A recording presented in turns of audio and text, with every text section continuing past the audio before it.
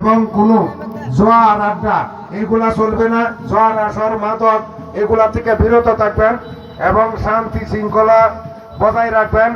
কমিটির সকলের কাছে আমি বিনীতভাবে অনুরোধ করব, আমরা যেইভাবে বইলে আসছি এর বাইরে আপনারা কোনো কাজে লিপ্ত হবেন না। আপনারা যদি না পারেন, যদি আপনাদের শান্তি শৃঙ্খলা ভঙ্গের কোনো আলামত দেখেন, তাহলে আপনারা সাথে সাথে এই মাজারের কার্যক্রম বন্ধ করে দিবেন। আর না হয়তো আমরা যেভাবে কথা বলে আসছি এই কথা যদি আমরা রক্ষা করতে না পারি, তাহলে আইন শৃঙ্খলা রক্ষাকারী বাহিনী আমাদেরকে ছাড় দিবে না।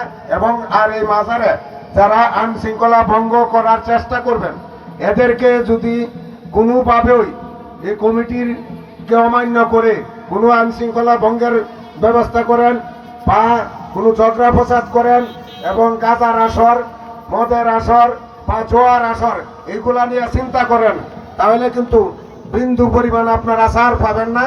আইন শৃঙ্খলা রক্ষাকারী এদের কার্যক্রম এরা করবে, এরা মাজারে উপস্থিত হবে, এদের শান্তি শৃঙ্খলা যেভাবে এরা নির্দেশনা দেয় এইভাবে আপনারা মাজারের কার্যক্রম পরিচালনা করবেন। প্রিয় ভাইয়ের আমার, অনেকে অনেক কথা বলছে, আমি রাজনীতিক কথা বলতে এখানে আসি নাই, মাজারে আসছি।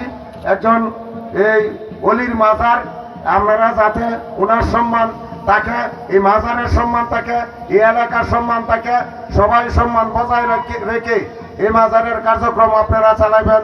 বিভিন্ন অনুষ্ঠান যেগুলো হইব, সাংস্কৃতিক অনুষ্ঠান, গান বাজনা যেটা আছে, আপনারা শান্তি শৃঙ্খলা বজায় রেখে